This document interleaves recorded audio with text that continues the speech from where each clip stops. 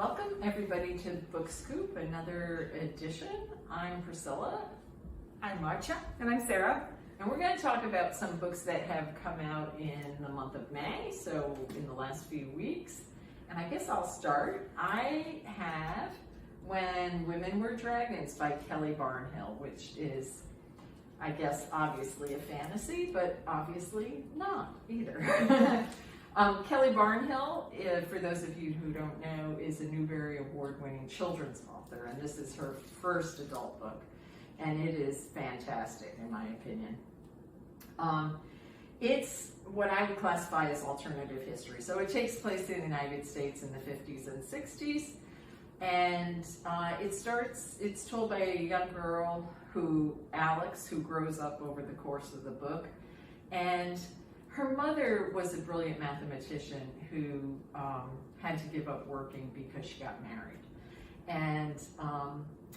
And so Alex witnesses an old woman turning into a dragon when she's a child. The old woman is beaten by her husband, and one day she gets fed up and becomes a dragon. Wow. And there are reports of this occurring, but everything's hush-hush, nobody talks about it. The story alternates between Alex's story and a scientist testifying to Congress because Congress has outlawed the study of this phenomena or the reporting of this phenomena, and this scientist ends up having to go underground to study what is called dragoning, when women become dragons. There is a mass dragoning in 1955 when hundreds of thousands of women turn into dragons. Wow. And it's hidden by the government, and Alex's aunt ends up dragoning, and her mother never mentions it again. Her mother denies having had a sister. Alex's cousin comes to live with them. Her mother tells her this is her sister. She was never her cousin. There's no mention. There are parts of the book that are hard. Alex's life is pretty difficult. Her mother dies when she is 15. Her father is a scumbag royal, and he takes her and her little cousin sister to live independently on their own in an apartment, and tells Alex he'll provide their upkeep until Alex graduates from high school, and then she and the kid are on her own. Wow. And Alex becomes a brilliant mathematician also. And the scientist keeps studying dragoning and trying to figure out what's going on. The book covers a wide variety of social issues. And it does so in a totally fascinating way. It does what I think all good fantasy and science fiction should do, and for those of you who don't believe in reading fantasy and science fiction, I cannot say this enough. It is a social commentary. Good fantasy and science fiction is a social commentary, and this book is a social commentary, and I wish it were true. So that's my take on When Women Were Dragons.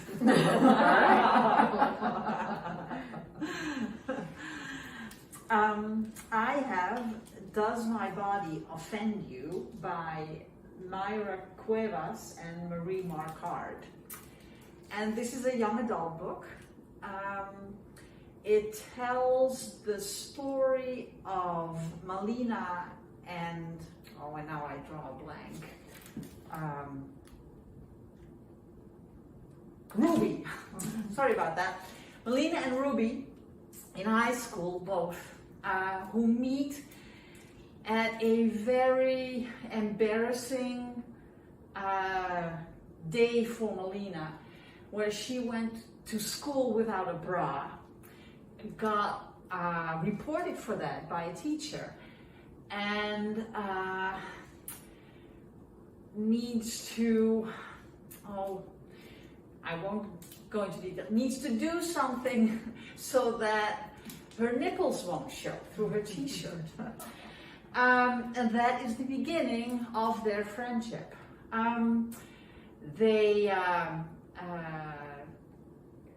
decide to go do something about this because Ruby happens to know that this is not at all in the dress code. So Melina should not have been reported at all. So they go on a tangent to change the dress code, and almost halfway through the book, they organize a walkout at school that's hugely supported by very, very many kids. And by that time, I started thinking, a book is not really a book if there's nothing tragic. We've been talking about that. Where is the tragedy in this? And bam, there was a tragedy. Because during the walkout, Ruby gets sexually assaulted in the huge crowd. And that changes everything for Ruby, but also for Melina, because Ruby then, with the trauma still very fresh, interferes when Melina goes off with a boy that she likes very much, and Ruby thinks, oh, I need to protect her. So that brings a rift in their friendship. And the rest of the book is about how they get back together, how they deal with, how Ruby deals with the assault, how Melina deals with, budgeting sexuality, and what do you do with a boyfriend, and when not. So it's a book that touches on several issues that young adult females will encounter in their lives. Maybe not when they're 18, maybe when they're 16. Some will encounter it when they're 24, but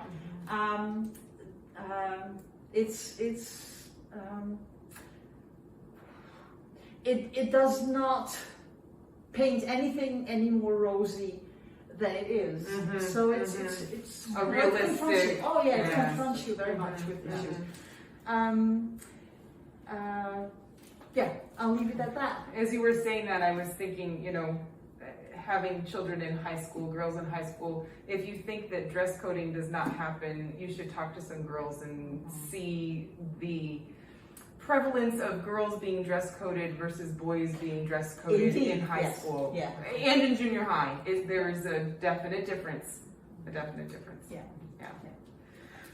I read A Duet for Home by Karina Jan Glasser. I'm not sure if I'm saying her name right at all. I was so excited to read this because she is also the author of The Vanderbeekers, and it's just, if you've not read The Vanderbeekers, please go read that. You don't have to read it first, but it's so good. It's a favorite of Monk's Book Club. Yeah, it's just a wonderful family, and it's just excellent. Read it. But anyways, I was excited to read this because of that. So in the beginning of the book, we meet June and Maybelle, her sister, and as we meet them, they are entering a homeless shelter with their mom. And I thought, oh gosh, this is not what I was expecting exactly. Their dad was a delivery driver, like a food delivery driver, a bicycle delivery driver in New York City, and he was hit and killed by a car. And then mom was not able to function. Like, she didn't even talk to her kids for 6 months. And so the older daughter, June, was kind of taking care of everyone, but then they ended up getting kicked out of their house, and they ended up in a homeless shelter. And she's talking about all the things that she's leaving behind. She has a violin, and she'd heard that if she takes her violin to the homeless shelter, they're going to take it, and she won't be able to have it back, and that's her one thing that her father gave her. And like, now they have to ride a van to school, and it takes 2 hours to get to and from school because it's so long, but that's the only way they get to stay in their same school. And they meet these two boys who are hooligans, Tyrell and Jeremiah, and they're always playing tricks, and that's how they meet them. They had rigged up the juice machine so it would spray all over the place, and it was meant for someone else, but they're the ones who got it. So like, nothing's going really well when they first get there, but Tyrell and Jeremiah ended up being good friends with them. There's also something going on, and it's interesting because the author speaks about it in the back, about it's taken from her real life. there used to be a program in New York City because whoever was in charge of the laws at that time wanted to get the homeless people off the street.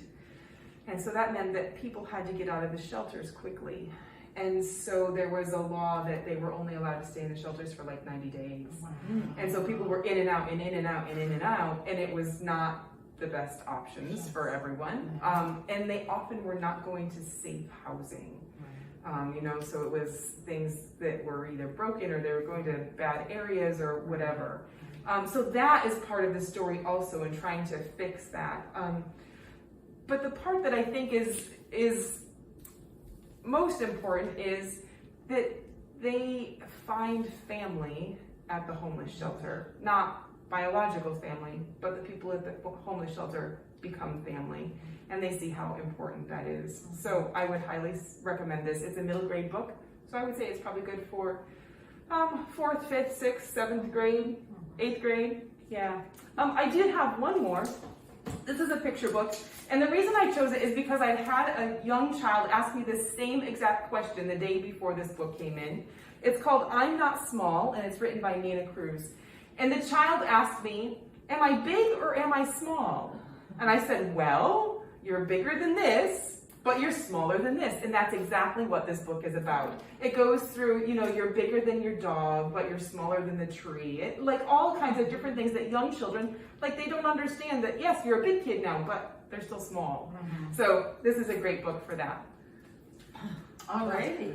Well, You were going to say something, Marcia. Go ahead. I think it's about This the one. first book.